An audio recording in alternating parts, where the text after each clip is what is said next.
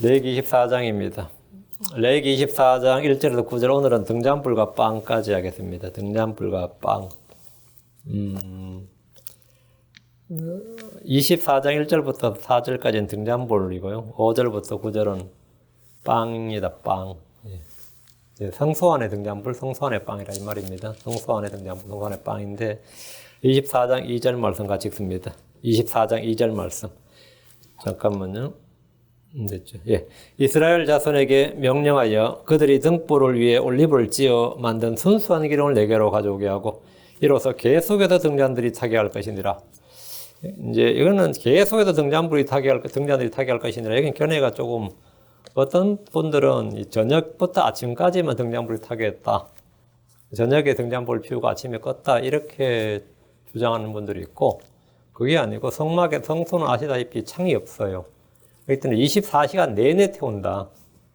이런 견해가 있습니다. 근데 성경에는 저녁부터 아침까지라는 말이 몇 번 나오고, 또 지금 여기처럼 계속해서 등잔들이 타게 할 것이니라, 이것도 등잔불이 꺼지지 말게 할지니라, 이런 말씀도 몇 번 나와요.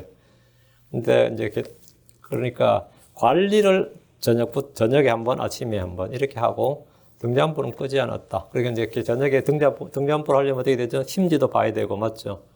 또 기름도 넣어야 되잖아요. 기름도 넣고 그래야 등잔불이 안 꺼지니까. 그런 관리를 이제 하고 아침에 다시 한번 보는 거예요. 그게 등잔불이 어떻게 됐나. 잘못하면 이제 공급이 안 되면, 또 그리고 기름이 아주 깨끗해야 됩니다. 관이 막힌다든지 뭐 이래 되면 또 등잔불이 불기가, 그런 걸 이제 제사장이 다 관리를 해야 돼요. 저녁 아침 하루에 2번을 관리를 해야 되고 불은 꺼지지 않게 했다. 이렇게 이제 저희들은 생각합니다. 오늘 등잔불과 빵, 이걸 두 가지를 전하겠습니다. 아주 간략하게, 사실 여기에 대해 자세한 내용은 출애굽기에 다 나와요. 출애굽기에 다 나오는데, 오늘은 이제 출애굽기 성막 만들 때 이미 다 어떻게 만들어야 되고 어떻게 이런 거 다 나왔고, 오늘은 그냥 이걸 어떻게 할 거냐 간략하게 그냥 쓰고 넘어가는 겁니다. 기도하겠습니다. 위대하여 거룩한 주하나님 감사합니다. 하나님께서 이 시간 하나님 말씀을 위해서 주의 말씀이 저희의 등잔불이고, 주님께서도 또 저희의 등불이 되시고, 또 사람 안에 준 영도 저희 등잔불이 했습니다. 아버지 하나님, 너희 주님께서 말씀하시기를 너희 등불이 활활 타오르게 하라고 말씀하셨는데, 사랑 아버지 하나님, 저희가 세상에 비치고, 아버지 하나님, 저희가 등불이 되어서 우리 주 예수 그리스도를 모든 사람에게 알게 하고 비추어주는 그런 등잔불, 꺼지지 않는 등잔불이 되도록 인도하여 주시길 간구합니다. 아버지 하나님께서 말씀의 은혜를 다해 주시고 듣는 모든 혼들에게 복을 주셔서 그 말씀이 정확하게, 쉽게, 또 분명하게, 영감 있게, 은혜롭게, 또 경이롭게 받아들여지고 믿음과 잘 결합할 수 있도록 도우시기를 간절히 빌고 원합니다. 아버지 하나님 도와주십시오. 이 말씀 집내교회에 앉아있는 모든 혼들을 기억해 주시고 믿음이 점점점 증대하도록, 그리고 하나님의 말씀이 점점 흥하도록, 그래서 힘을 얻고 그 말씀의 권능을 모든 성도들이 견입도록 인도해 주십시오. 감사드리며 주의 성도합니다. 아멘. 아멘. 예. 오늘 공부할 본문은 성소의 등잔불과 그 안에 두는 빵에 관한 말씀입니다. 성소에 들어가면 성소의 왼쪽에 정금으로 된 등잔대가 있습니다. 주께서 성소를 만들게 하시면서 출애굽기 27장 20절에 너는 또 이스라엘 자손에게 명령하여 그들이 등불에 쓰기 위해 올리브로 찧어 만든 순수한 기름을 내게 가져오게 함으로써 항상 등불이 타게 할지니라. 항상 등불이 타게 할지니라. 순수한 기름을 내게 가져온다. 재료는, 기름의 재료는 뭐죠? 석유는 아니죠? 예, 올리브 기름입니다. 올리브 기름. 올리브로 찧어 만들어라. 이랬습니다. 올리브로 찧어 만들어라. 등불을 켜려면 등잔대가 필요한데, 등잔대를 제작하는 방법이나 등잔대 모양이나 재료 등은 출애굽기 25장에 상세히 나옵니다. 등잔대 재료는 순금입니다. 순금. 모양은 여러분 잘 보셨죠? 메노라라 그래가지고 중간에 대가 하나 딱 있고 좌우로 3개씩 7개로 돼 있죠. 그게 메노라 하는데, 메노라이고, 예. 등이나 등불을 뜻하는 니르와 같은 어원을 가지고 있습니다. 메노라. 성소를 밝히는 등잔대와 등불은 사람에게는 영에 해당합니다. 제사장은 등잔불에 불을 붙일 때 그것 위에 향을 태웁니다. 향을 태워요. 등잔불에 향을 태운다. 그 향은 뭐죠? 성경에서 언제나 기도죠. 기도입니다. 출애굽기 3장 7절 8절 아론은 아침마다 그 위에 향기로운 향을 태우되, 아침마다 그 위에 등잔불에 향기로운 향을 태우되, 등잔들을 정비하면서 그것 위에 향을 태우고, 또 아론은 저녁에 등잔들에 불을 붙일 때에 그것 위에 향을 태울지니 이것은 너희 대대로 주 앞에 드려야 할 영속하는 향이니라. 등잔대는 순금으로 만들고 불을 붙이는 등잔은 7개의 가지로 되어 있습니다. 성소에 사용되는 것들의 제작 방법은 출애굽기에서 2번이나 반복해서 기록하고 있습니다. 출애굽기 25장에 나온 내용이 출애굽기 37장에 그대로 반복해서 기록해 두셨습니다. 성소의 제작 방법 여기는 성경에 출애굽기는 2번 나옵니다. 2번 나와요. 출애굽기 37장 17절 그가 또 순금으로 등잔대를 만들 때 등잔대를 두들겨서 만드는 방법이죠. 재료는 순금, 등잔대를 만드는데 두들겨서 만들라는 거예요. 그것에 대와 가지들과 잔들과 둥근 꽃, 밭현들과 꽃들을 같은 것으로 만들며 다 순금으로 만들라는 겁니다. 그럼 그게 뭐냐면 금을 가지고 이것 만들고 해서 용접에다 갖다 붙이는 게 아니고 순금 덩어리 하나를 전부 다 하나에서 만들라는 거예요. 하나에서 그냥 두들겨서. 이건 상당한 이 금 세공 기술, 그리고 엄청난 힘이 필요합니다. 예전에 제가 어느 유튜브에 봤나 깜짝 놀란 게 뭐냐면 어떤 분은 의자를 만들어 달라고 하면 의자를 어떻게 만들죠? 당연히 톱으로 착 잘라가지고 뒤에 등받침도 만들고 판자도 만들고 해가지고 의자를 만들잖아요. 근데 의자를 만들어 달라고 하니까 일주일 뒤에 오라고 하는데 그 목수가 그런 한아름 되는 통나무를 갖고 와가지고 그걸 그대로 깎아서 만드는 거예요. 어떻게 생각해요? 이거 이런 황당한 게 있나? 실제로 그렇게 의자를 만든 사람이 있어요. 통나무 하나를 그대로 그냥 통나무 그대로 깎아서 의자를 만들어 버리는 거예요. 근데 옛날 왕들의 의자는 이게 다 그렇게 만들었습니다. 이게 나무를 따로 해가지고 이게 못을 박거나 이게 아니고, 예. 통나무 하나를 통째로 해가지고 그걸 만드는 거예요. 그런데 이 등잔대를 만들 때 그런 식으로 만들었어요. 금을 좀 조금씩 잘라가지고, 이건 꽃잎 만들고, 이건 받침을 만들고, 이건 대를 만들고, 좀 간을 만들고, 이렇게 해가지고 이렇게 붙이는 게 아니라, 금 하나를 두들겨서 이거 하나를 만들어내야 되는 거예요. 메노라를. 엄청난 겁니다. 이 말씀은 출애굽기 25장 31절에 나오는 말씀의 반복인데 주님은 성막 제작과 그 안에 있는 물건들 그리고 성소에서 일하는 제사장들의 사역에 대해서 매우 자세하게 기록하시고 그 명령대로 행하도록 하셨습니다. 등잔불은 순금으로 만들 때 두들겨서 만들고 잘라서 이렇게 만드는 게 아니라 두들겨서 만들고 그것에 대와 가지들과 잔들과 둥근 꽃받침들과 꽃들을 같은 것으로 만듭니다. 6가지가 그 대가 중간에 하나 있고 양쪽 3개씩 좌우로 3개씩 6가지가 등잔대 옆에도 나오겠는데 3가지씩 좌우로 왼쪽과 오른쪽으로 나오게 합니다. 이런 것은 여러분 그림이나 사진에 많이 봤을 겁니다. 아주 요즘 여러분 인터넷 찾아도 메노라 치면 아니면 등잔대 치면 이 사진은 착 나옵니다. 등잔대는 주께서 명령하신 대로 만들었습니다. 등잔대 설계와 제작이 주의 명령대로 말씀하신 대로 만든 것으로 이것은 사람들이 누가 영감을 받아서 아주 디자이너가 디자인한 거다 이런 게 아니란 말이죠. 이거 사람의 디자인이 아닙니다. 사람의 아이디어가 아니에요. 예술가들의 작품이 아닙니다. 주님께서 설계와 제작을 물론 이제 버살레엘이 만들었죠. 아울리아과 버살레엘이 만들었는데 민수기 8장 4절에 이 등잔대는 금을 두들겨서 만들었으며 그것에 대에 이르기까지 그것에 꽃들에 이르기까지 두들겨서 만들었더라. 전부 다 뭐라고요? 두들겨서 만들었다는 거예요. 야, 이건 정말 이 제작 기법이 흉내를 내기 어려운 거예요. 상당히 정교합니다. 두들겨서 만들었다 해서 그냥 창이나 칼처럼 그냥 두들겨 그렇게 평범한 게 아니다 말이죠. 전체를 두들겨 만들 굉장히 내부터 아주 정교해요. 등잔대 모양은 밑판이 있고 가지가 있고 잔이 있고 꽃받침과 꽃으로 되어 있습니다. 밑판은 등대를 고정시켜주는 제일 하단의 넓은 판입니다. 그리고 가지 또는 줄기는 양옆에 3가지들이 각각 붙어 있고 한가운데 1개가 똑바로 서 있습니다. 좌우로 3개씩 가지가 나 있고 중앙에 1개이므로 모두 7개의 등잔입니다. 잔은 일종의 장식물로서 아몬드 모양, 한국 개혁성경 살구 모양이 되어 있는데 아몬드 모양입니다. 아몬드 모양의 잔이고 이 잔은 줄기 양옆에 3가지에 각각 3개씩.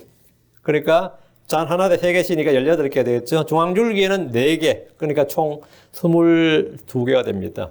꽃받침은 잔의 꽃 부분을 받쳐주는 밑줄기로 줄기 양옆에 3가지 1개씩 6개. 줄기에는 5개로 총 11개입니다. 재질은 모두 순금입니다. 꽃은 잔에 붙어있는 꽃 모양을 이루어주는 장식물로 줄기 양옆에 3가지에 1개씩 6개, 중앙가지에는 2개로 총 8개입니다.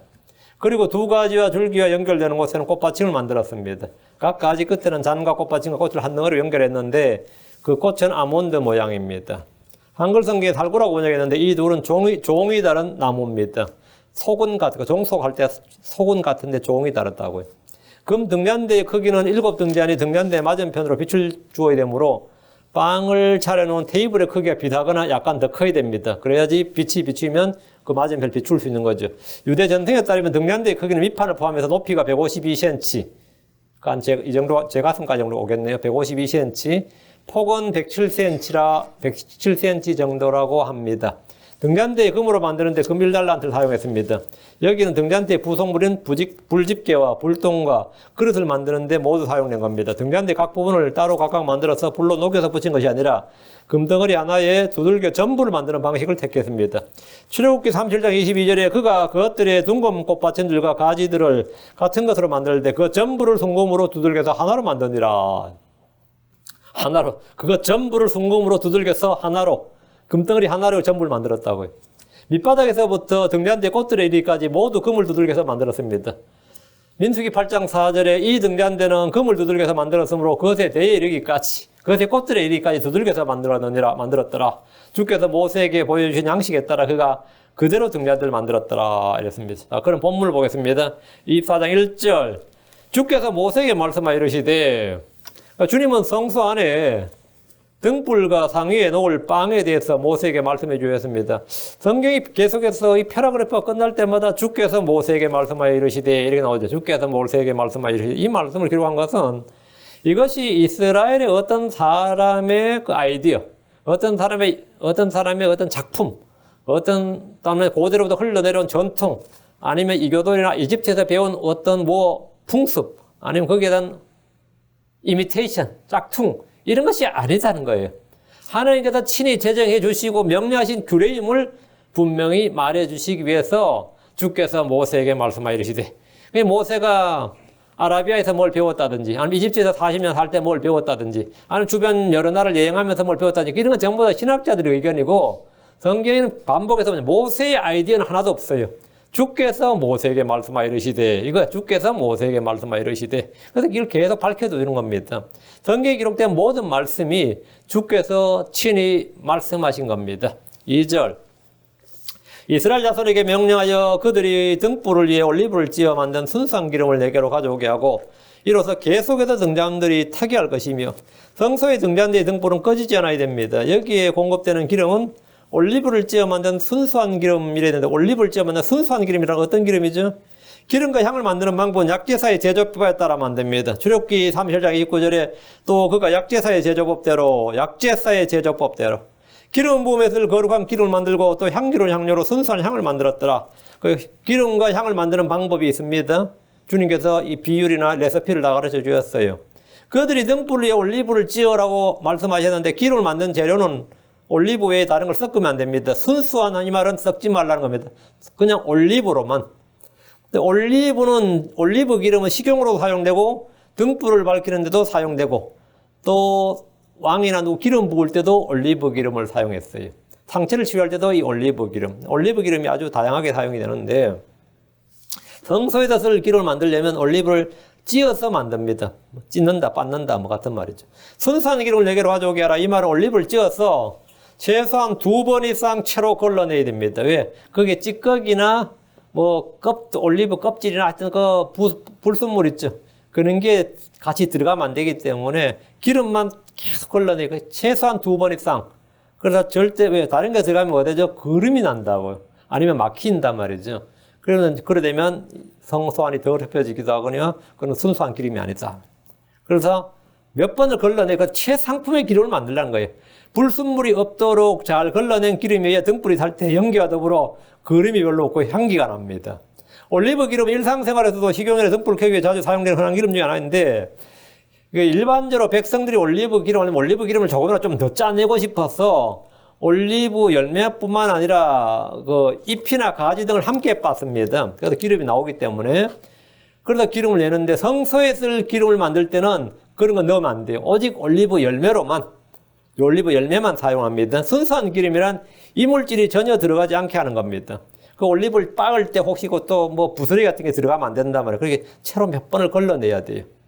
다른 재료는 물론이고 기름에 불순물이 들어가지 않도록 각별히 주의를 하고 몇 차례 걸러내서 기름이 투명하게 느껴질 때, 그리고 깨끗한 기름, 그렇게 될 때 이제 그걸 순수한 기름 그렇게 말합니다.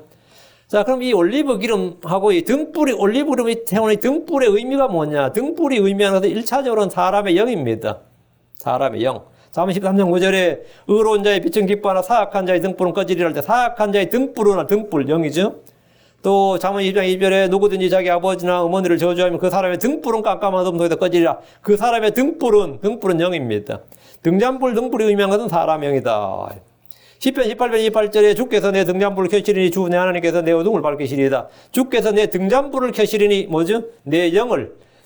등잔불 하면 항상 영이다 말이죠. 그 의미가 어디 있느냐? 잠언 20장 27절. 사람의 영은 주의 등잔불로서 뱃속의 모든 부분을 살피느니라. 사람의 영은 뭐다? 주의 등잔불. 사람의 영은 주의 등잔불. 이 정의가 딱 나오니까 뭐 해석이 필요 없죠. 사람의 영은 우리 안에 있는 등불, 등잔불이라는 사실은 성경 곳곳에 이외에도 몇 곳 더 기록되어 있습니다. 다음, 등불은 이제 사람 영이 등불이라고 그랬는데 어떤 사람을 걸어서 등불이라고 합니다. 다윗도 등불, 침례 요한도 등불, 우리 예수님도 등불, 크리스천도 등불이라고 그래요. 등불은 사람이다. 시편 132편 17절에 내가 거기서 다윗의 뿌리 싹을 내게 하리라. 내가 나의 기름 부음 받은 자를 위하여 한 등불을 정하였도다. 한 사람을 정하였도다. 한 등불을 정하였도다. 주께서 정하신 한 등불, 다윗의 뿌리 싹을 내게 한다 했죠. 거기서 나는 싹, 다윗의 가지, 싹이 나면 다 가지가 되잖아요.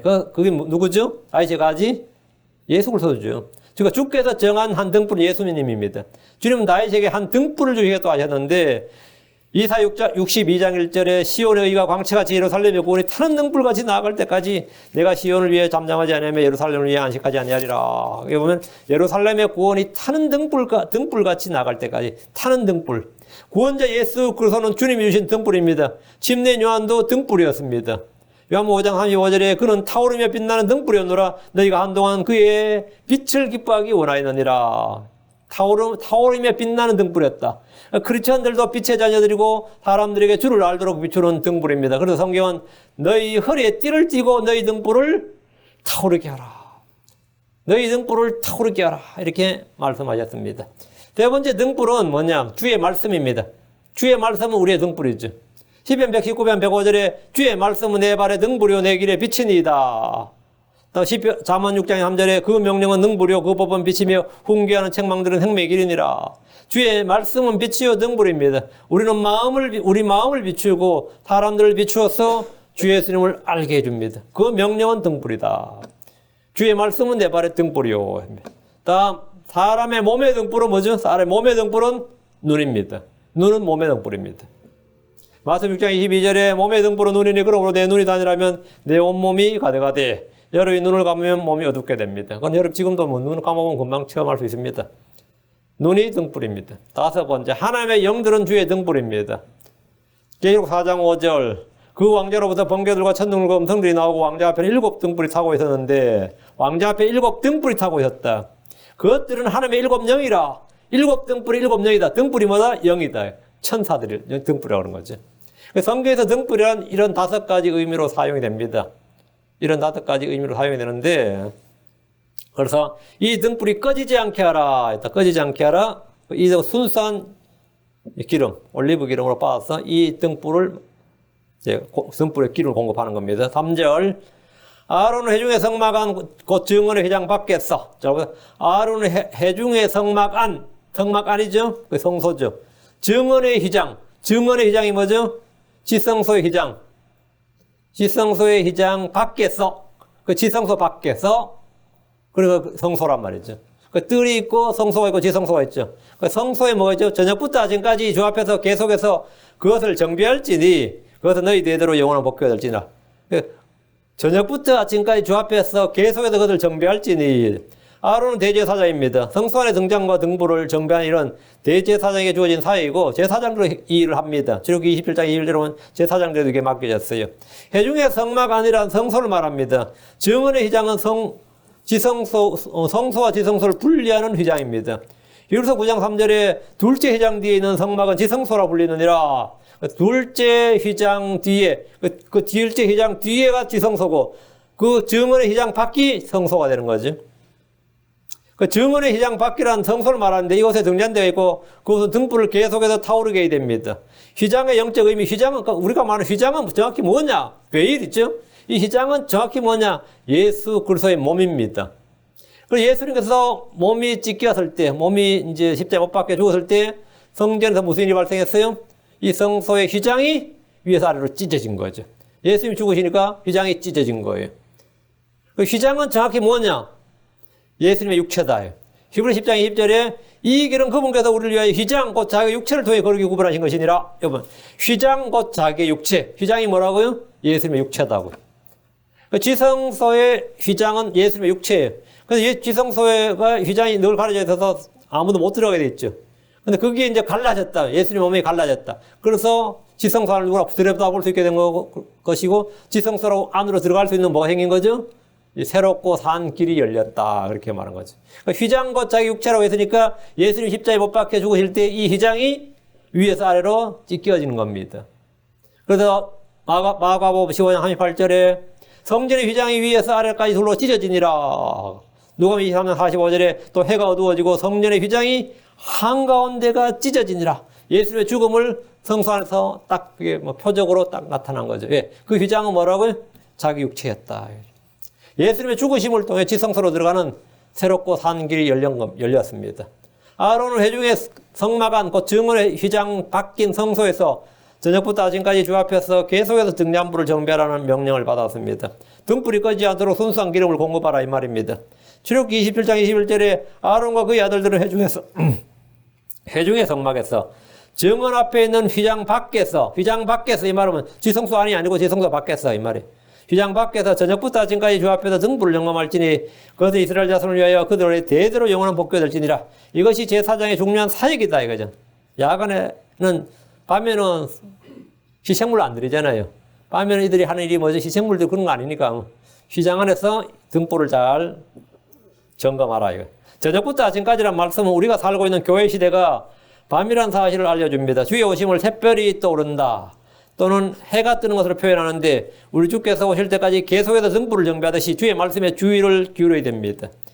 베드로후서 1장 19절에 또한 우리에겐 더 확실한 대언의 말씀이 있으니 날이 새어 샛별이 너희 마음속에 떠오를 때까지 너희가 어두운 곳에서 비치는 빛을 대하듯이 이 말씀에 주의를 기울이는 것이 잘한 것이니라. 여기 보면 날이 새어 샛별이 너희 속에 떠오를 때까지, 이게 뭐냐? 저녁부터 아침까지 너희 마음속에 샛별이 떠오를 때까지. 이제 밤이 많이 지났고 낮이 가까워졌습니다. 우리는 계속해서 믿음의 창시자와 완성자인 예수를 바라봐야 됩니다. 예수는 구원의 등불입니다. 주의 말씀은 내 발의 등불이요 빛입니다. 우리는 계속해서 주의 말씀에 주의를 기울여야 됩니다. 언제까지? 예, 날이 새어 샛별이 너희 마음속에 떠오를 때까지. 주의 말씀은 내 발의 등불이고 빛입니다. 우리는 그때까지 계속해서 성경을 씁니다. 우리 안에 있는 영은 하나님의 등잔불입니다. 하나님의 사역자들 역시 주의 등불입니다. 등잔불을 말통아래나 아래나 안에 두는 사람은 아무도 없습니다. 누구나 볼 수 있도록 위에 둡니다. 마태복음 5장 14, 16절에 너희는 세상의 빛이니 산 위에 세운 도시가 숨겨지지 못하리라.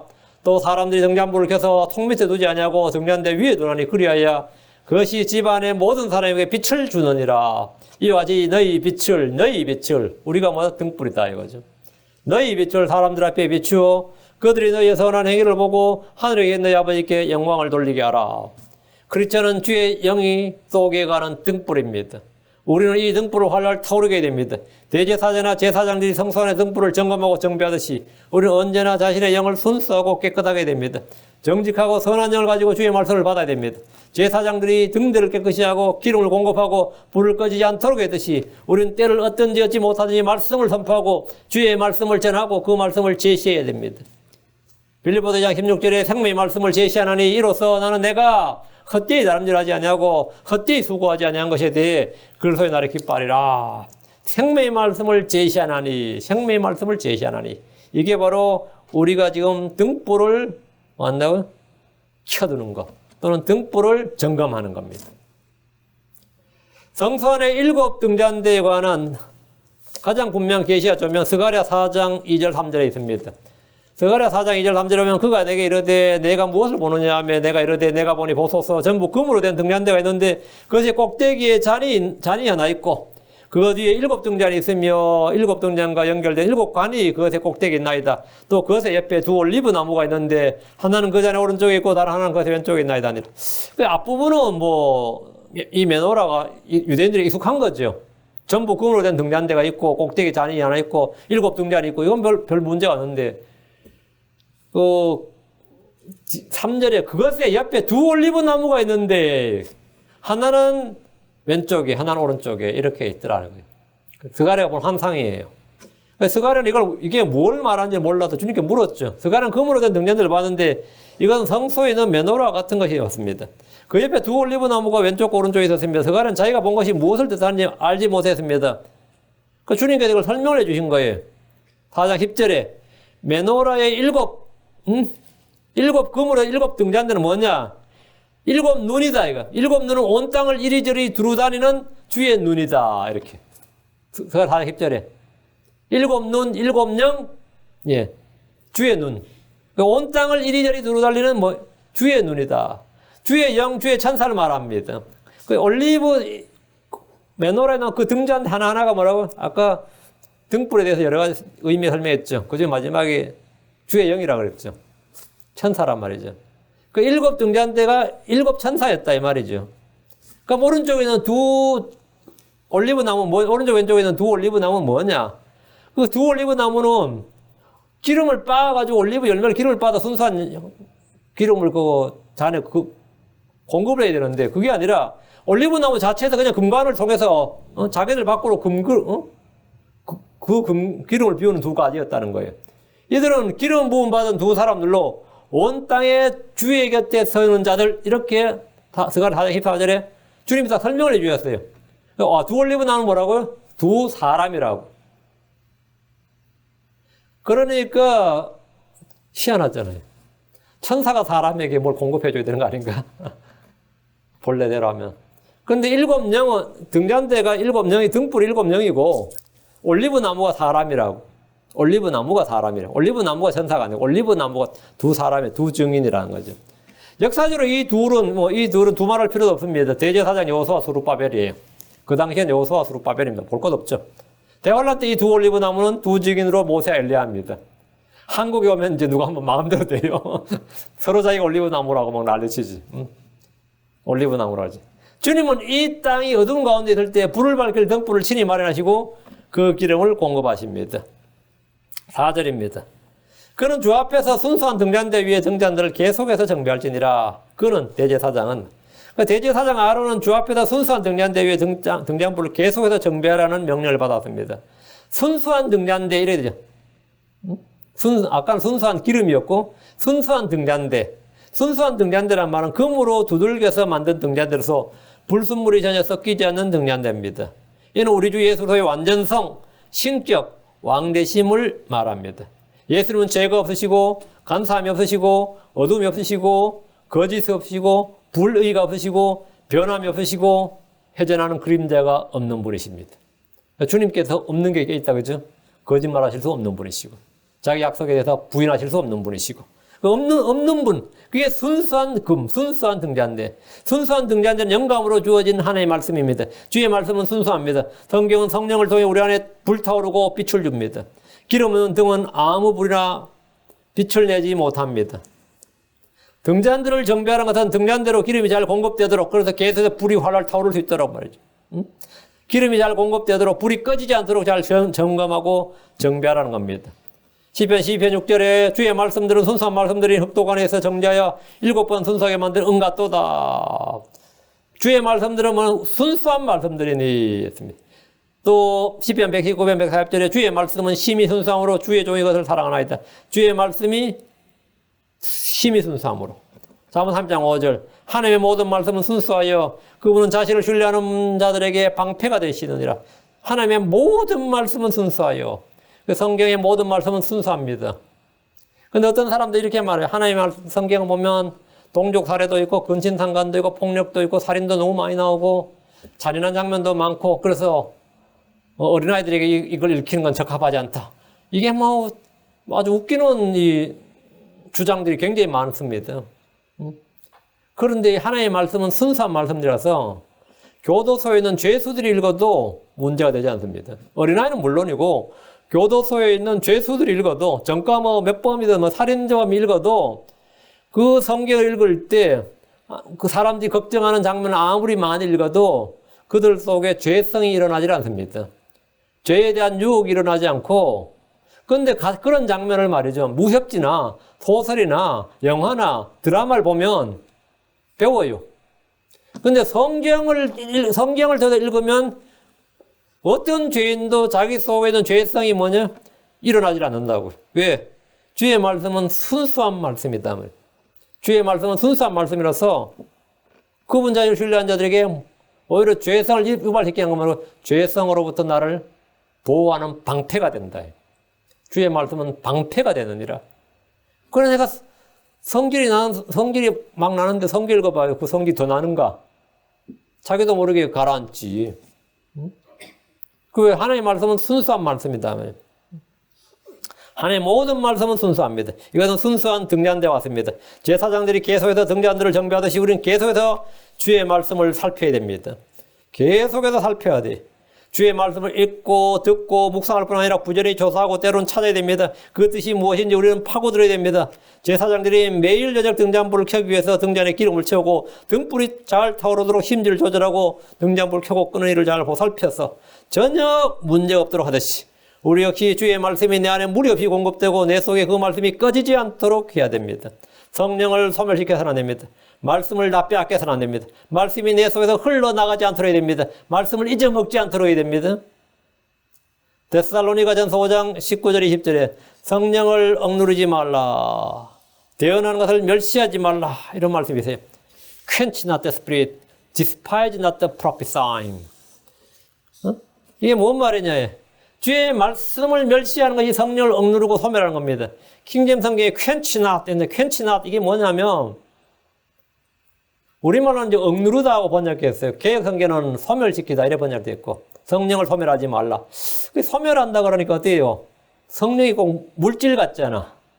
그래가지고 이제 이 번역할 때 성령은 인격적인 존재, 소멸 안 한다. 성령은 소멸 안 한다. 고로 성령 억누르지 말라 이렇게 번역해야 되겠다 해가지고 지금 흠정령이 성령 억누르지 말라 번역했는데 그거는 제가 볼 때 좀 오역입니다.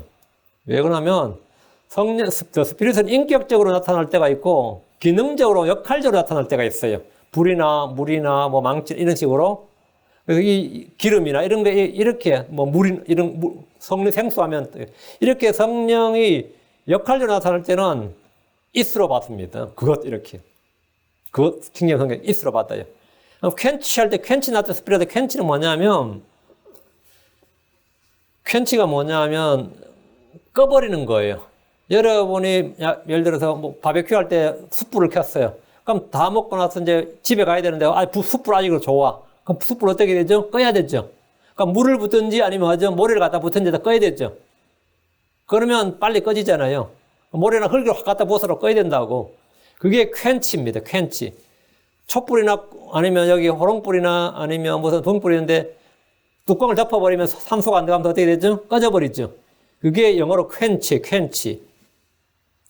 아니면 내 속에 막 이 갈증이 막 타오르는데 진짜 시원한 생수로 마셨어. 갈증이 싹 사그러들었어. 그게 뭐야? 퀸치입니다. 퀸치.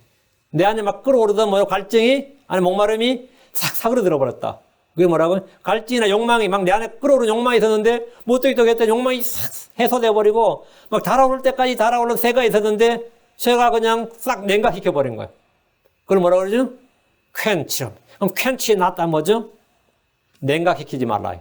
달아올랐는데 그걸 식혀 찬물을 끼얹네 이게. 이거 있죠? 그게 퀸치 낫. 찬물을 끼얹지 말라. 나한테 찬물을 끼얹지 말라 말이야. 갑자기 부으니까 싸해졌다. 그게 뭐 퀸치 낫. 그렇게 하지 말라. 응? 그래 소멸하지 말라 이 말이에요. 타오르는 갈증의 욕망, 성령께서 내 안에 불타오르듯이 막 말씀이 내가 불타오르는데 그것을 싹 사라지게 만들어버렸다. 그러니까 예레미야가 막 말씀이 불타오른다 그랬죠. 하나님의 말씀이 내 속에 막 타오른 불 같다 말이죠. 욥도 마찬가지로 그런 게 있었죠. 사랑이 막 내 안에 하나님의 사랑이 막 끌어오르는데 그냥 싹 사라져. 그걸 뭐냐면 quench. 그렇게 하지 말라. quench not. 우리는 등불을 계속해서 점검하고 등불을 계속해서 점검해서 우리의 영을 그렇게 계속 타오르게 하고 말이죠. 보는 것에 주의하고 하나님의 말씀에 주의하란 말입니다. 그것이 영적 제사장인 우리가 계속해서 매일 해야 되는 겁니다. 그래서 성령을 소멸하지 말라. 대언한 것을 멸시하지 말라. 그 대언을 멸시하지 말라. prophesy. 성경에서 prophesy는 하나님의 말씀입니다. 하나님의 말씀을 멸시하는 게 뭐다? 내 안에 성령을 소멸하는 거다. 어느 날 참 말씀으로 충만하다가 진짜 아침 한 개처럼 사라지는 그런 체험을 해본 적이 없어요. 정말, 아니면 너무 내가 속에서 막 흥분돼서 막 익사이딩이 돼가지고 흥분돼가지고 막 그러고 있는데 진짜 찬물을 끼얹었어. 누가 찬물을 끼얹었어. 그런 게 뭐냐면 quench. quench. 그렇게 하지 말라. quench not. 하나님의 말씀으로 해서 내가 영이 흥분되고 영이 막 달아오르고 말씀에 내 마음이 뜨겁고 엠마로 가는 제자들이 우리 마음이 뜨겁지 않냐더냐 하듯이 그렇게 뜨거워졌을 때 예레미야나 바울처럼 말이죠. 그렇게 됐을 때 quench not the spirit. quench not the spirit. 그렇게 말한 거예요. 5절입니다. 예. 뭐 성령을 어떻게 소멸하냐. 그러니까 뭐 우리 성령을 어떻게 억누르냐. 성령이 뭐 사람이 억누른다고 억눌려요. 그런데 그런 논리는 좀 비논리적인 것 같고요. 그 영적 정확한 의미를 알아야 됩니다. 자, 5절입니다. 너는 고운 밀가루를 취하여 그것으로 납작한 빵 12개를 굽되 빵 하나에 10분의 2의 발을 쓰고 이 빵 크기 장난이 아닙니다. 이 정도면. 5절부터 9절은 성소 안에 빵을 두는 규례입니다. 빵을 두는 상을 만들고 테이블을 먼저 만들어야죠. 그 위에 각 6개의 빵을 두 줄로 두는데 상을 만드는 방법은 출애굽기 25장 23절 30절 자세히 나옵니다. 25장 23절 27절까지. 너는 또한 시팀나무로 상을 만들되 상은 나무로 만들어요. 그것의 길이가 2큐빗, 너비가 1큐빗, 높이가 1큐빗 반이 되게 하여 순금으로 그것을 입히고 거기에 돌아가며 금태를 두르고 그것에 돌아가며 손바닥 너비만한 천턱을 만들고 그것의 턱에 돌아가며 금태를 두르고 상을 위해 금고리 4개를 만들어 상의 4발 위에는 4귀퉁에 달되 그 고리들이 턱의 맞은편에 있어서 상을 나르는 막대들을 놓을 자리가 되게 할지니라. 이제 운반할 때는 그 고리가 필요한 거죠. 상을 나르는 막대도 시팀나무로 만들었고 금으로 입힙니다. 상의 접시들과 숟가락들과 덮는 데 쓰는 덮개들과 대접들도 몽땅 다 순금으로. 완전히 다 순금으로 그냥 도배하는 거예요. 이렇게 만든 상 위에 보여주는 빵을 12개를 넣는데 뭐 상이 이 정도니까 12개라는 게 빵 하나 크기가 장난이 아니에요. 10분의 2에 가면 4.4리터? 4리터가 넘는 밀가루로 빵 하나 만든다고. 밀가루 4리터 뭐 얼마 될 것 같아요. 밀가루 4리터로 빵 하나 만드는 거예요, 지금. 그리고 빵 크기가 장난이 아니죠. 그거를 그 작은 상 위에 놓으려면 옆으로 두 줄로 늘어놓으라는, 두 줄로 늘어놓는 게 아니라 두 줄로 쌓아두는 겁니다. 늘어놓으면 공간이 안 돼요. 두 줄로 쌓아두는 거예요. 두 줄로 쌓아두는 거예요. 예. 주께서 이제 12개를 이제 두 줄로 나란히 둔단 말이죠. 상 위에. 근데 지금 출애굽기 25장 3절에 너는 그 상 위에 보여주는 빵을 두되 항상 내 앞에 둘지니라. 항상 내 앞에 둘지니라 하면 지성소 앞에 두라 이 말이죠. 주님이 지성소 안에 계시니까 내 앞에 둘지니라 하면 지성소 앞에. 빵은 고운 밀가루를 취해서 납작한 빵 12개를 굽습니다. 주께서 빵 12개를 구우라고 하셨는데 12는 12지파입니다. 얘는 8절에 해석이 있어요. 이스라엘은 하나님의 빵입니다. 크리스천들은 누룩 없는 빵입니다. 성경 말하기를 고린도전서 10장 17절 우리가 많아도 한 빵이요. 한 몸이니 이런 우리가 다 그 한 빵에 참여한 자들이기 때문이라. 우리가 많아도 한 빵이요. 한 빵 크리스천들이죠. 우리가 다 그 한 빵에 그리스도죠. 예수님도 한 빵, 우리도 빵 이 말이죠. 우리가 떼는 빵 그리스도 몸에 함께 참여하는 것입니다. 빵 하나에 사용되는 밀가루의 양이 빵을 구울 때 재료는 밀가루고 고운 밀가루죠. 다음에 그 양을 주니까 정해주셨는데 빵 대충 구우면 안 되고 10분의 2에바, 1에바가 22리터예요. 한 마리 넘습니다. 12대입니다. 12대. 한국으로 대로 하면 12대 정도입니다. 그러니까 빵 한 개당 4.4리터를 쓰는 거예요. 빵 한 개당. 그 12개를 만들려면 2.4에바니까 50리터가 넘는 양이고 대로 하면 거의 30대입니다. 30대. 밀가루 30대로 12개를 굽는 거예요. 한국 교회에서는 이제 개혁성경의 번역으로 이걸 진설병이라는데 이게 무슨 말인지 아는 사람? 진설병이 무슨 말인지 아는 사람? 아마 한국 사람들 목사님들 설교를 막 하면서도 말하는 사람이 듣는 사람이라 이게 뜻 모르고 막 할 겁니다. 이게 진설병. 진설 이게 뭐냐? 진설은 제사나 잔치 때 상위 음식을 법칙에 따라서 차리는 게 진설입니다. 우리가 제사상 차릴 때 아무렇게나 놓으면 안 되고, 뭔 오른쪽에 놓고, 뭔 왼쪽에 놓고, 뭔 앞에 놓고, 뭔 뒤에 놓고 뭐 있죠? 옛날에 뭐 좀 외웠던 것 같은데. 뭐 색깔별로도 오른쪽에는 뭐 붉은색 쪽 놓고, 뭐 그런 게 있어요. 왼쪽에 뭐 놓고. 그래서 그걸 법칙이 있어요. 그 얘기에 나오는, 한국 사람들은 그 얘기에 나오는 데 따라 해야 돼. 그걸 뭐냐면 제사문화, 제사예법을 따라서 제물을 상위에 차리는 걸 진설이라 그러고, 병은 아시죠? 오병이라고 할 때 병입니다. 오병이라고 할 때, 오병이가 뭐죠? 병을 5개의 떡이 말이죠. 이어는 이제 2마리의 물고기고, 그 떡병자를 써서 진설병 하면 예법에 따라 제사상 위에 올리는 음식 떡, 이 말이에요. 그게 정확히 진설병인데, 예. 영어로는 이제 쇼브레드라면 쇼브레드. 상위에 빵을 버려놓는다. 상위에 빵을 이제 쫙 버려놓는다. 보여주는 빵이라는 뜻인 사실은 사람한테 보여주는 게 아니고 주 앞에 보이는 빵이라는 뜻입니다. 그래서 쇼브레드. 주 앞에 보이는 빵 이런 뜻입니다. 주 앞에 보이는 빵. 그리고 이 빵은 보통 빵, 커먼 브레드하고 차이가 나서 이거는 거룩한 빵 이렇게 말하는 거룩한 빵. 네. 할로우드 브레드 이렇게 말합니다. 주님은, 우리 주 예수님은 살아있는 빵입니다. 주께서 사람들이 자신을 하나님의 빵이라고 하였습니다. 요한복음 6장 33절에 하나님의 빵은 하늘로부터 내려와 세상에 생명을 주는 자니라 하시니라. 그 주 예수님은 생명의 빵입니다. 예수님께서 그들에게 이르시되 내가 곧 생명의 빵이니 내게 오는 자는 결코 줄이지 아니할 것이요 나를 믿는 자는 결코 목마르지 아니하리라. 내가 생명의 빵, 내가 생수라 했단 말이죠. 예수님은 하늘로부터 내려온 빵입니다. 요한복음 6장 41절에 그분께서 내가 하늘로부터 내려온 빵이라 하셨으므로 그때 유대인들이 그분에 대해 수군거리며 내가 빵이라고 하니까 예수님 자신이 빵이다 하면 그 사람이 이 빵을 먹으면 그는 죽지 않습니다. 결코 줄이지 않습니다. 사람이 이 빵을 먹으면 영원히 삽니다. 요한복음 6장 51절 나는 하늘로부터 내려온 살아있는 빵이니 사람이 이 빵을 먹으면 영원히 살리라. 내가 주고자 하는 빵은 세상의 생명을 위해 내가 주고자 하는 살이로다. 그 예수님의 살, 예수님께서 육신을 꼬신 말씀이 육신이 되신 분이다. 이렇게 그 사실을, 그 살을 먹는 방법은 그분의 살, 그분의 육신이 바로 하나님 말씀이요 영이신 분, 하나님이신 분이라는 것을 믿는 겁니다. 이 빵을 먹는 자는, 그 사실을 믿는 자는 당연히 영원히 삽니다. 6절입니다. 6절입니다. 주 앞에 순수한 상 위에 한 줄에 6개씩 2줄로 그것들을 진열하라. 2줄로 그것들을 진열하라 했는데 진열하라리가 옆으로 온 것 같은데 이렇게 위로 오는 거, 위로 진열하는 겁니다. 위로 쌓아두는 거예요. 시띠나무로 만들고 그 위에 금을 입힌 상인데 주 앞에 순수한 상이게, 상도 순수한 상이네. 빵도 순수한 빵이고 향도 순수한, 다 순수한, 지금 전부 순수한으로 나오죠.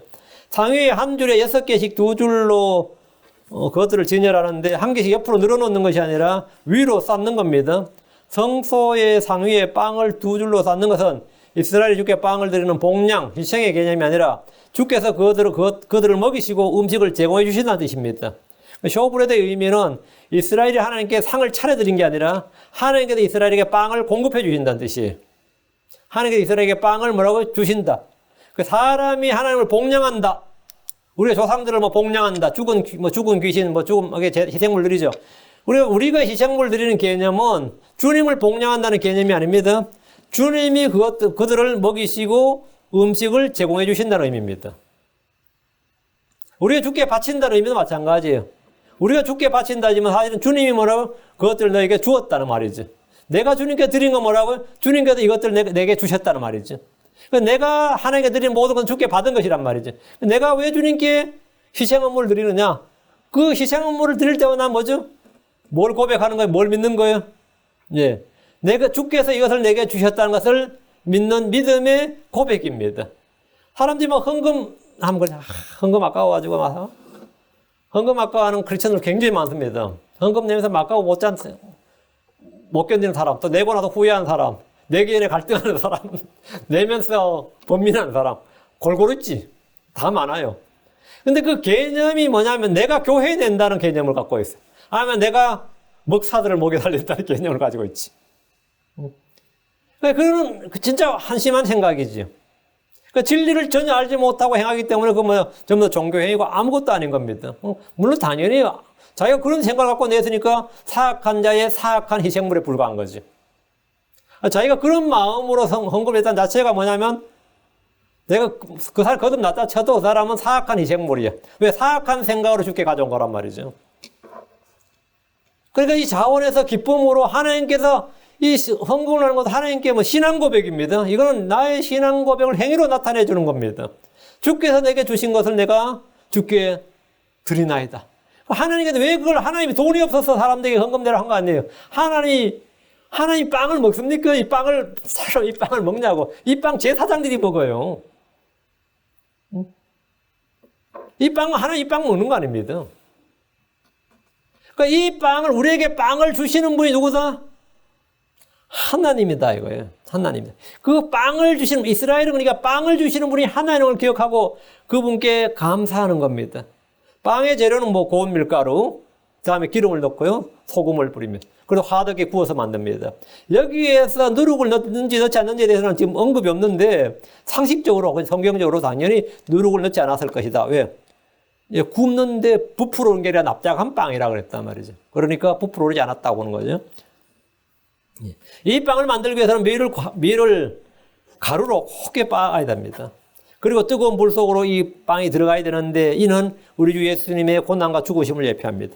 역대기상 9장 32절에 보면 고핫 족속의 아들들 중에서 이 빵을 예배하는, 고핫 족속의 아들들이 이 빵을 예배하는 일을 맡았다 이렇게 나와요. 역대기상 9장 32절 또 그들의 형제들 중에서 고핫 족속의 아들들 중에서 다른 이들은 보여주는 빵을 맡아 안식일마다 그것을 예배했더라. 그 안식일에 일찍 일어나가지고 이 빵을 예배하는 겁니다. 그래서 안식일 날은 이 빵이 뜨거워요. 안식일 날은 아침에 구워서 거기 하기 때문에. 빵 하나를 만드는데 4.4리터 정도의 밀가루를 쓰기에 부피가 상당히 컸습니다. 상의 크기가 가로 2큐빗이면 2큐빗하면 91.2cm예요. 이 정도밖에 안 되죠. 1m가 안 된다고. 세로가 1큐빗이면 45.6cm. 그러니까 수표로 놓을 수는 없습니다. 그래서 위로 쌓았습니다. 성경에서 둘은 두 줄로 살아있죠. 둘은 항상 증민의 수입니다. 상위에 놓인 두 줄의 빵은 하나님의 보호하심과 살아계심, 공급하심을 증언하고 증거하는 것입니다. 자, 9절입니다. 너는 또 순수한 유향을 각각의 줄 위에 두어 그것이 기념물로 그 불로 예배해 주게 되는 헌물로 빵이 있게 할 것이며 순수한 유향을 각각의 줄 위에 빵을 두 줄로 알았죠. 각각의 유향을 각각의 줄 위에 두라는 거예요. 빵을 두 줄로 놓는데 순수한 유향을 각각의 줄 위에 두었는데 이것은 불로 예배하는 주께 드리는 헌물로 빵 위에 있게 하라고 합니다. 이 말은 안식일에 빵을 새 것으로 교체할 때 태워서 하나님께 드렸다는 겁니다. 유향은 뭐냐? 향은 뭐냐? 성도들의 기도를 나타냅니다. 성경에서 빵이 주의 말씀을 나타낸다면 향은 늘 기도를 예표합니다. 말씀과 기도는 언제나 함께합니다. 말씀과 더불어 우리는 항상 기도에 힘써야 됩니다. 우리는 쉬지 않고 기도해야 됩니다. 낙심하지 않고 기도해야 됩니다. 감사함으로 불평하지 말고 감사함으로 기도해야 됩니다. 성령 안에서 기도해야 됩니다. 주 예수님으로 기도해야 됩니다. 말씀이 내 안에 거하면 기도해야 됩니다. 말씀이 내 안에 거하면 기도해야 된다. 이게 뭐냐? 순수한 유향을 각각의 줄 위에 두되 이겁니다. 말씀과 기도의 관계입니다. 요한복음 15장 7절 너희가 내 안에 거하고 내 말들이 너희 안에 거하면 너희가 원하는 바를 구하라. 기도죠.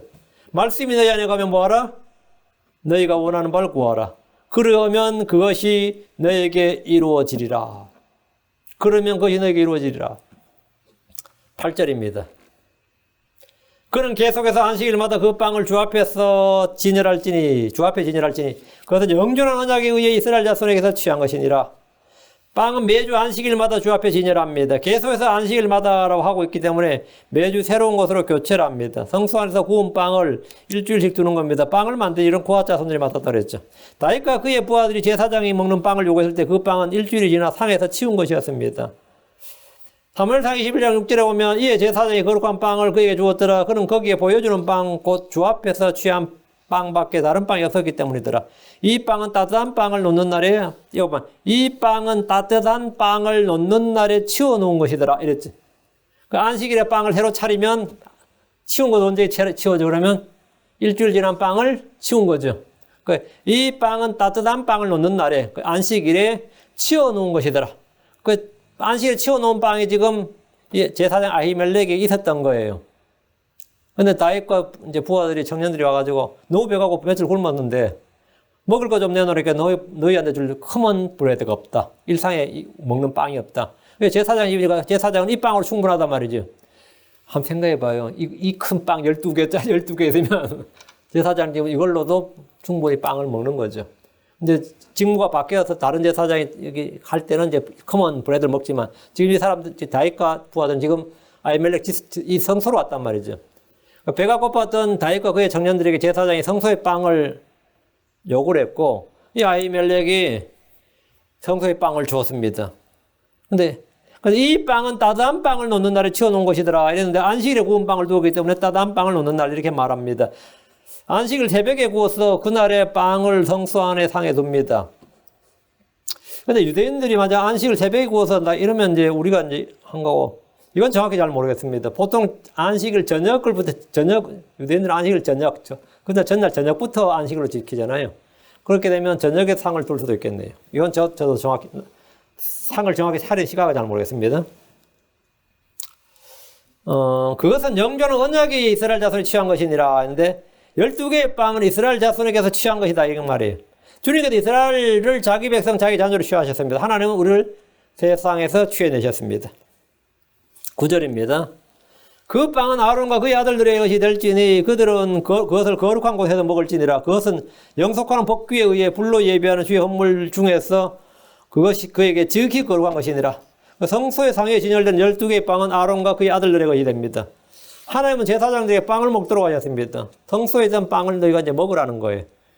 소 새 빵을 놓으면 그 빵을 따뜻한 빵을 올릴 때 치우는 빵은 너희들이 먹어라. 빵은 유효기간이 며칠이죠? 근데 이 빵을, 이건 정확한 정설인지는 모르겠어요. 이스라엘이 요즘 하던 이제 그 성전 만든다 이야기 많아가지고. 문제는 이제 잃어버린 것들을 언약궤를 새로 만들기도 못하고, 메노라도 자기들 새로 만들어야 되잖아요. 그렇죠? 성소 안에 있는 모든 기구를 새로 다 만들어야 돼. 근데 문제는 빵을 어떻게 만들지 이래 된 거예요. 빵을 어떻게 만들지? 이 빵을 만들면 이스라엘에 따르면 이 빵은 썩지 않는 빵이라고 해요. 이 빵은 절대 썩지 않는 방부제 많이 넣어서가 아니고 방부제를 안 넣으면 안 돼요. 방부제를 안 넣는데 이 빵을 썩지 않는다는데 이 빵을 어떻게 만들거든요. 근데 왜 지금 만들어봐야 썩는다고. 시간이 지나면 곰팡이 피잖아요. 그래서 이 빵을 어떻게 재현해낼 것인가에 대해서 그 고민이 엄청났는데 뭐 몇 년 대 누가 그 빵을 만들었다고 그러더라고요. 나 그게 별로 안 믿기더라고요. 그런데 제가 그런 글을 읽은 적이 있어요. 그래서 그 빵을 만들어서 이제 하는 말이 이제 드디어 주에 오실 날이 얼마 안 남았다. 이 빵이 만들어진 걸 보니까 뭐 그런 말을 들은 적이 있어요. 근데 사실인지 모르겠네요. 하여튼 뭐 유대 쪽에서는 거짓 신화들도 많아가지고요. 거짓 이야기들이 많아서 저는 뭐 다 믿지 않습니다. 성경 기록이 아니니까. 어쨌든 하나님은 제사 중에 빵을 먹도록 하셨는데 이 빵은 일주일이 지난 빵이에요. 그렇죠? 일주일이 지난 빵입니다. 그걸 먹으라고요.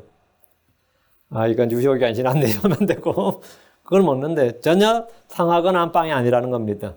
그리고 다윗과 그의 부하들도 이 빵을 먹었어요. 이 빵은 섬김과 수고, 그 제사장이 성소에서 섬김과 수고와 봉사에 대해서 주님 주신 목표 보상입니다. 헌물을 드린 후에는 고기를 주셨고 빵을 놓은 뒤에는 빵을 먹도록 주셨습니다. 하나님께서는 자기를 섬긴 자들에게 주시는 거죠. 이 빵은 거룩한 빵입니다. 이 빵은 불로 예비한 주의 거룩한 헌물 중에서 그에게 지극히 거룩한 것이니라. 제헌물과 범법 헌물에서 주님은 그것은 지극히 거룩하다고 하셨습니다. 레위기 6장 29절. 그것은 지극히 거룩하니 제사장들 가운데 모든 남자는 그것을 먹을지니라.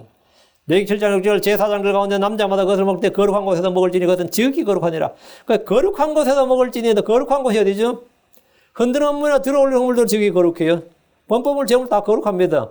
그것도 그냥 거룩해. 지극히 거룩하다 그랬어요.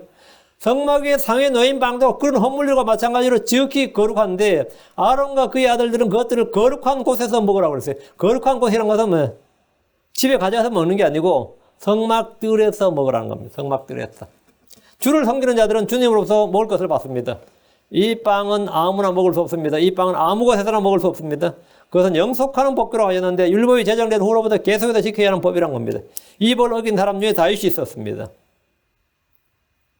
다윗은 제사장 아히멜렉에 빵을 요구했는데 그들이 음식을 먹지 못하고 굶었기 때문이고, 아히멜렉은 대접을 하고 싶은데 커먼 브레드가 없었어요. 그런데 있는 빵이라고는 오늘 상에 빵을 바꿨기 때문에 남은 빵, 그 빵밖에 없단 말이에요. 거룩한 빵밖에 없는데 그건 제사장밖에 못 먹어요. 그것도 거룩한 곳에서만 먹을 수 있어요. 그런데 우리 주님께서 뭐란 거예요? 너희가 읽어보지 못하였느냐 하면서 율법에 어긋나는 일, 두 가지를 말씀하셨죠. 제사장들은 안식일에 뭐 한다? 일을 한다. 그럼 율법에 어긋나지 않나요? 율법에 어긋나지 않는다. 그리고 다윗과 그의 부하들이 한 걸 읽어봤느냐 아니냐?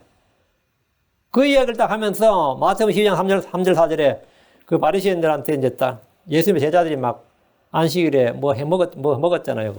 그래서 거기 안식일 일했다고 막 할 때 주님께서 딱 하는 말씀이 이거였어요.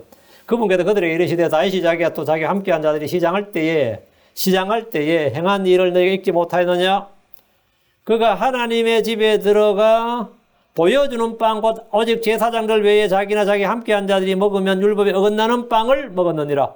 다윗이 분명히 자기가 자기 함께한 자들 율법에 어긋나는 빵을 먹었느니라가 범법 불법이죠. 그럼 정상적으로 하면 이들은 뭐 해야 되죠? 이런 빵 먹으면 범법 헌물 드려야죠. 거기다 20% 더해가지고 범법 헌물 드려야 돼요.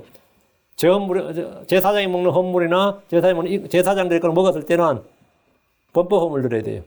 근데 지금 안식일에 제사장이 일을 하는 것이 죄가 없듯이 다시 한 일도 죄가 없다 이 말입니다.